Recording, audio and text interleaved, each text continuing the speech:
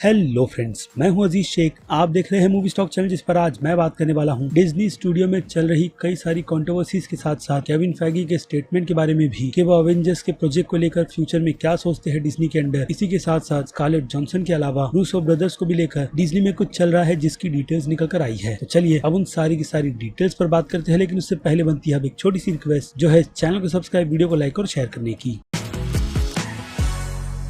तो फ्रेंड्स, तो सबसे पहले बात कर लेते हैं अवेंजर्स 5 की, जिसकी कंफर्मेशन तो हमें पहले ही मिल गई थी। लेकिन अभी रिसेंटली शैंग-ची फिल्म के इंटरव्यू के दौरान केविन फैगी से ये बात पूछी गई कि एमसीयू के इस फेज में क्या फैंस को जल्द ही अवेंजर्स जैसी फिल्म देखने भी मिलेगी या नहीं, जिसके जवाब में केविन फैगी ने कहा कि उनकी तरफ से इसकी प्रिपरेशन काफी टाइम पहले ही कर ली गई थी कि फैंस को कब अवेंजर्स की फिल्में देना है, जो कि अब भी उनके दिमाग में चल ही रही है। बट फिलहाल तो उनकी तरफ से ये बात अभी ऑफिशियली कंफर्म नहीं की गई है कि एमसीयू के फेज 4 में अवेंजर्स की फिल्म का टाइम टेबल सेट भी किया गया है या नहीं, क्योंकि ऑलरेडी फेज 4 में हिसाब से कई ज्यादा फिल्में और सीरीज को ऐड कर दिया गया है। बट फिलहाल तो अवेंजर्स फिल्म को बिल्कुल भी नहीं। इसके अलावा जो रूमर अवेंजर्स जैसी ही फिल्मों की स्पाइडरमैन नो वे होम और Antman and the Wasp Quantumania film से जुड़ी हुई है, और हाँ, Doctor Strange in the Multiverse of Madness film भी, जिन फिल्मों का स्केल हमें एमसीयू के इस यूनिवर्स में कई सारे सुपर हीरोज को इंट्रोड्यूस करवा सकता है। लेकिन जैसे कि मैंने कहा, ये फिलहाल तो बात की बात है, यानी कि देखने के बाद ही पता चलेगा कि इस बार के फेज 4 में फैंस के लिए क्या क्या चीजें अलग प्रेजेंट की जाएगी। बट श्योरिटी जो पहले दी गई थी वो अब भी कंफर्मेशन के तौर पर केविन फैगी की तरफ से दे दी गई है कि अवेंजर्स जैसी फिल्म फैंस को इस फेज में डेफिनेटली देखने मिलेगी। लेकिन अगर देखा जाए तो जहाँ केविन फैगी कॉन्फिडेंस से काफी ज्यादा भरे हुए है, वहीं डिज्नी स्टूडियो में बॉब चैपेक के अंडर कई सारी चीजें प्रॉब्लम भी क्रिएट कर रही है, जैसे कि स्कारलेट जॉनसन की कंट्रोवर्सी, जिसे लेकर अब भी प्रॉपर तरीके का जस्टिस निकल कर नहीं आया है। और स्कारलेट जॉनसन की डिमांड फिलहाल तो 100 मिलियन की है, जिसका प्रॉमिस उनसे किया गया था। बट अनफॉर्चुनेट फिलहाल तो उन्हें वो पेमेंट फिल्म के स्ट्रीमिंग प्लेटफॉर्म पर रिलीज होने की वजह से नहीं मिल पाई, और फिल्म का बिजनेस भी उतना ज्यादा खास अच्छा नहीं हुआ था, क्योंकि अभी के लिए तो डिज्नी प्लस के स्ट्रीमिंग प्लेटफॉर्म को काफी ज्यादा स्ट्रॉन्ग किया जा रहा है, ताकि इन फ्यूचर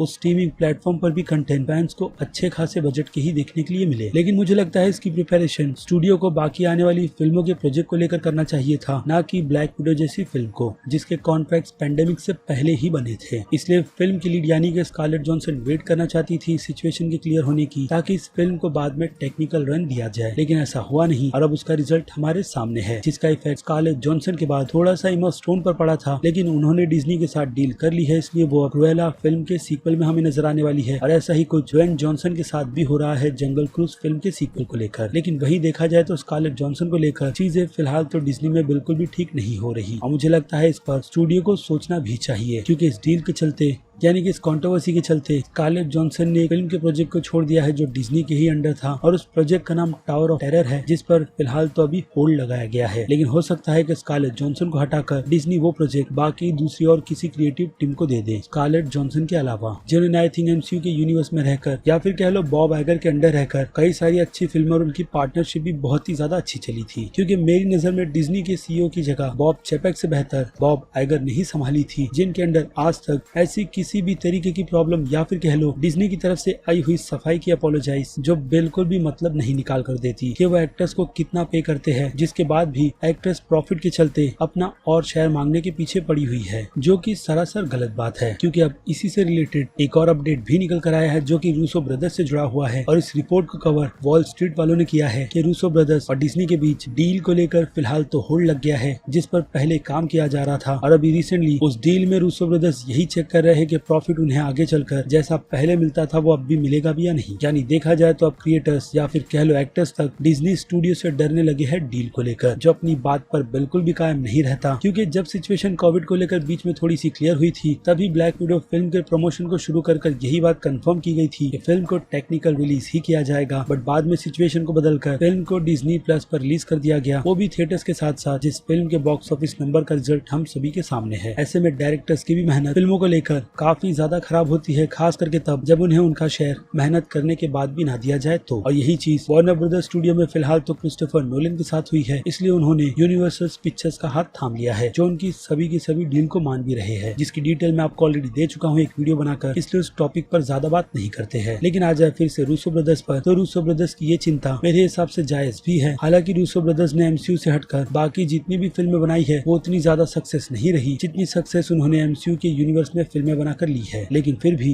वो डिज्नी की डील पर सोच रहे हैं, ये बहुत बड़ी बात है। तो आई होप डिज्नी के अंडर ये सारी की सारी चीजें जल्द से जल्द क्लियर हो जाए, वरना एक दिन ऐसा आएगा कि केविन फैगी का भी गुस्सा फूटेगा और उसका अंजाम क्या निकल कर आएगा ये बात मुझे आपको बताने की जरूरत है नहीं, क्योंकि स्कारलेट जॉनसन की कंट्रोवर्सी के बाद केविन फैगी बहुत नहीं बल्कि हिसाब से काफी ज्यादा नाराज थे। इसलिए उन्होंने खुलकर स्टेटमेंट में यही बात कही थी कि जो कुछ भी स्टूडियो कर रहा है क्रिएटर्स के साथ वो बिल्कुल भी ठीक नहीं है, जिसका जल्द से जल्द सोल्यूशन स्टूडियो को निकाल लेना चाहिए, वरना चीजें और भी काफी ज्यादा बिगड़ती चली जाती है। लेकिन अब फिलहाल तो इससे ज्यादा कोई भी अपडेट निकल कर आई नहीं है, ना मेरे पास ना ही कहीं और। लेकिन जैसे ही इससे रिलेटेड और भी कोई अपडेट्स निकल कर आएगी तो डेफिनेटली मैं आपको उस पर भी एक वीडियो अलग से बनाकर दे दूंगा, क्योंकि वक्त है वीडियो को यहीं पर खत्म करने का। मैं हूं अजीज शेख, आप देख रहे थे मूवी स्टॉक चैनल, जिसे अगर आपने अभी तक सब्सक्राइब नहीं किया है तो सब्सक्राइब कर लीजिए और बगल में बने हुए इस बेल आइकन के साथ साथ नोटिफिकेशन को भी ऑल पर क्लिक कर दीजिएगा। बाकी मैं मिलूंगा जल्दी आपसे दूसरी किसी वीडियो में किसी और फिल्म या फिर किसी और सीरीज के टॉपिक पर बात करते हुए। तब तक के लिए अपने चैनल के बाकी दूसरे वीडियोस को भी एंजॉय कीजिए और टिल देन बाय।